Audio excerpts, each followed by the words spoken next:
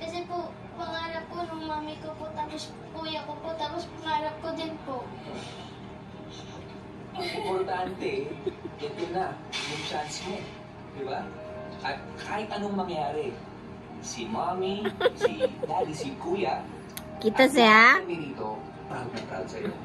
Thank you po. Ang kailangan mo gawin, galingan mo at paikutin mo yung mga coaches natin. Okay? Aasahan namin sa'yo, yun. Alright, congratulations!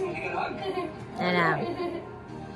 Mas gagalingan natin, yun, mas tututukan kita dun sa practice mo, gano'n, tapos lagi ka lang magle-listen kay mami. Attitude ka, boy. Mag-enjoy ka lang, di ba yung sinasabi ko sa'yo, enjoy lang. Ay, Smile na kanila, ayun, dali. sobrang proud si mami sa'yo. Jesus. Jesus. Smile. Sobrang saya ko po, tapos po, nang-nervous din po.